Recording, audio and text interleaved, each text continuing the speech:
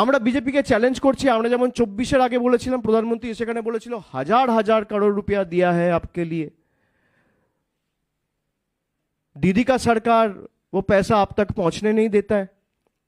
আমি বলেছিলাম খালি শ্বেতপত্রটা প্রকাশ করুন। আপনি বলছেন আবাসের জন্য 50,000 কোটি টাকা দিয়েছি, খুব ভালো কথা, প্রমাণটা দিতে হবে। 50,000 কোটি উড়ে উড়ে আসে না, ব্যাংকের মাধ্যমে, ব্যাংকিং ট্রানজাকশনের মাধ্যমে আসে। আপনি শ্বেতপত্র প্রকাশ করুন, কেউ তো বারণ করছে না। টাকাটা দিয়েছেন, তার ব্যাংকিং ট্রানজাকশন বা একটা ব্যাংকের স্টেটমেন্ট বা কোনো একটা ট্রানজাকশন ডিটেলস আপনাকে তো প্রকাশ করতে হবে। আজকে 2 বছর 2.5 বছর হতে চললো, এখনো প্রকাশ করতে পারেনি। ইলেকশন কমিশনকে চ্যালেঞ্জ করলাম আজকে, আপনাদের সময়সীমায় 31 তারিখ বেঁধে দিয়ে আসবো, আর আপনাদের কত গায়ের জোর আপনারা প্রয়োগ করুন। 2019-এও করেছেন, 2021-এও করেছেন, 2024-এও করেছেন, 2026-এও আপনাদের দেখাবো বাংলার ক্ষমতা কি। এই একের পর এক বাংলার উপর যে আক্রমণ, আমি যে উদাহরণগুলো আপনাদের দিলাম, রাজা রামমোহন রায় থেকে শুরু করে, স্বামী বিবেকানন্দ থেকে শুরু করে, মা শারদাকে নিয়ে কুরুচিকর কার্টুন তৈরি করা,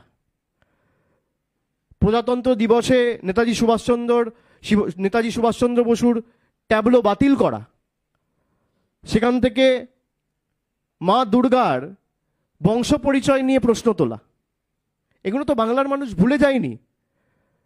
রামকৃষ্ণ পরমহংসদেবকে অশিক্ষিত বলা, বিশ্বভারতীর ফলক থেকে রবীন্দ্রনাথ ঠাকুরের নাম মুছে দেওয়া, অমিত শাহের অধীনে থাকা দিল্লি পুলিশ খালি বাংলায় কথা বলেছে বলে সোনালী খাতুনদের বাংলাদেশে ডিপোর্ট করে দিয়েছে। এই কারণে আমরা আগামী 2 তারিখ থেকে একটা কর্মসূচি শুরু করছি, যে বিজেপি সর্বশক্তি প্রয়োগ করে বাংলাকে লাঞ্ছিত, বঞ্চিত, নিপীড়িত করার যে প্রচেষ্টা দীর্ঘদিন ধরে চালাচ্ছে, সেটা এক ধাপ আরও এগিয়ে নিয়ে গিয়ে এসআইআর করে বাংলার মানুষকে ভোটার তালিকা থেকে বাদ দেওয়ার যে ষড়যন্ত্র করেছে, বাংলার উপর যে আঘাত, বাংলার উপর যে হামলা, তার বিরুদ্ধে মানুষ সোচ্চার হবে এবং বাংলা আগামী দিন বাংলার ক্ষমতা দেখাবে। আমি 2 তারিখ থেকে রাস্তায় থাকব।